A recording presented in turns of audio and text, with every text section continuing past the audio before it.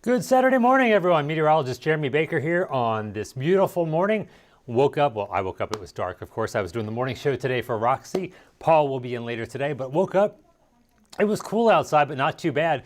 And now we've got some nice temperatures out there. The sun is shining. I'm looking out the windows here in the Kent's 5 newsroom, and it's a beautiful day shaping up. Unless you have Mount Cedar allergies, that count once again heavy, 99.20. So if you've got Mount Cedar allergens, definitely not a good day for you. Of course, it's the middle of cedar season. Molds are on the light side, the count there 180, so not too bad for molds. That Mount Cedar is definitely up there though.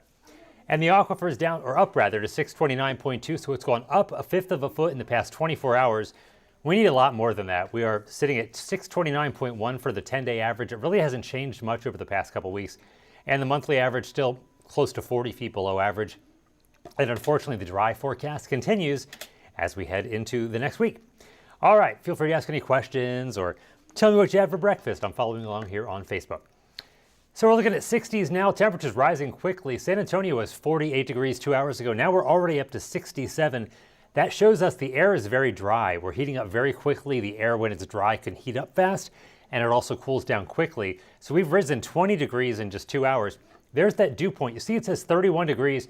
That tells you how much moisture is in the air. The further the dew point is from the actual air temperature, the lower the humidity, and it's down there at 26%.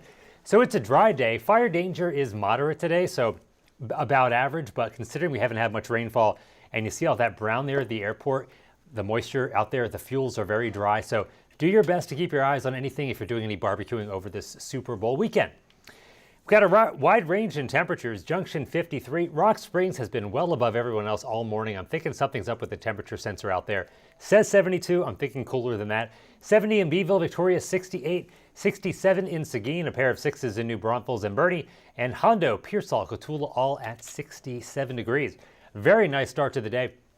I took a picture of my thermometer inside the car. Well, not thermometer in the car, but the temperature inside the car on the dash, and it said 78 yesterday when I took the picture. Put it on Facebook because most of my family is up in the Northeast, Pennsylvania, where it's in the 20s.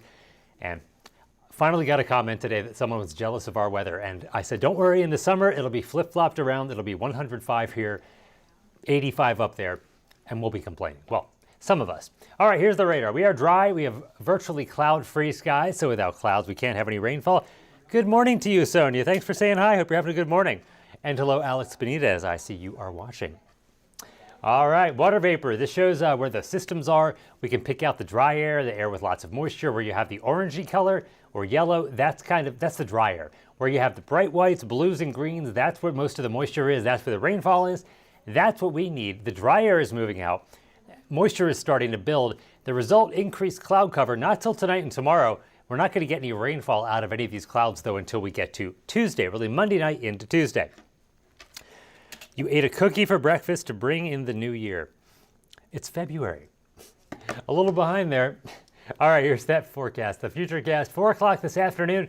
Peak heating of the day. We're looking at a high near 80 for San Antonio. Low 80s in our southern counties, mid to upper 70s for the rest of South Texas. And here's Sunday morning. Notice overnight tonight we get the clouds to roll in.